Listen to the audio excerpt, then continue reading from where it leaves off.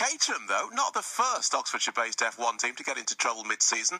Not even the first F1 team in that building to see the wheels come off. The Arrows and Super Aguri F1 team were both based at the Leafield site before they went under. William Kimberley is an F1 journalist from Race Tech magazine. Good morning to you, William. Good morning, Phil. So what do you make of this?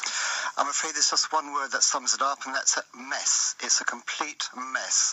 And it's really a disgrace, to be honest with you, that a Formula One team that employs hundreds of people, and let's not forget the suppliers as well.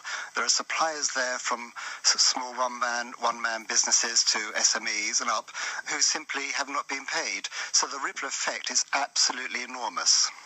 Do you think that this problem is particular to Caterham, or is there a general problem within the way F1 is structured? There's no question that it's a general problem in the way that F1 is structured. It's to do with the prize money. It's all very secret, and we don't actually have access to the real figures.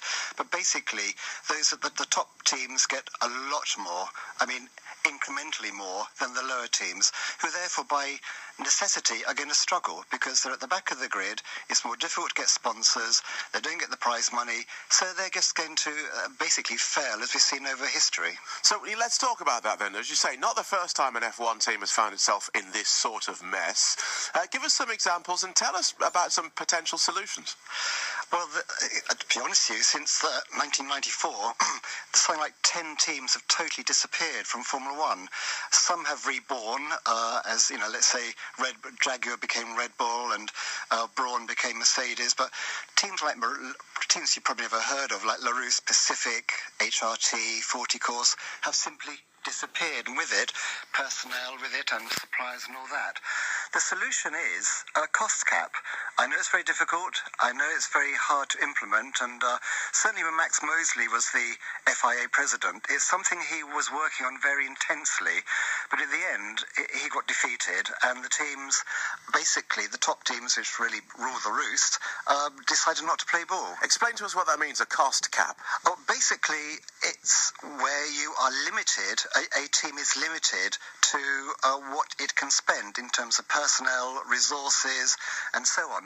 There is something called the Resource Restriction Agreement, the RRA, which limits time in computers and in the wind tunnel and things like that, which does have an effect, and also limits the amount of personnel that teams can take to each Grand Prix. Okay, so a cost cap would sort of create a level playing field, as it were. And I think I've heard you talk about a fit and proper test. Well, yes, in my latest editorial, because of this ongoing mess, in Premiership football, we see that owners have to go through a fit and proper test.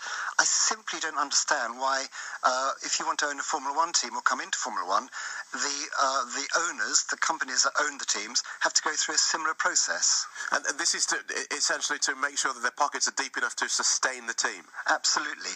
We've seen billionaires come in, ending up as millionaires. And finally, just on a personal note, on the human side of this, there's lots of people worried about their jobs this morning. This is a corner of the country with a lot of Formula One connections. Is it likely that if they do find themselves unemployed, that they will find jobs quickly here? Not necessarily quickly, I'm afraid, Phil. Some will, of course. I was speaking to a very senior person, part of the management team, but not director level yesterday. And, they were very despondent indeed about life after this, not for himself, but for the 200-plus people and for his suppliers, because they're the people who are going to get really hit as well. It's going to cause a huge disruption, I'm afraid. Thank you so much for talking to us this morning. That's F1 journalist William Kimberley from Race Tech magazine. As I say, if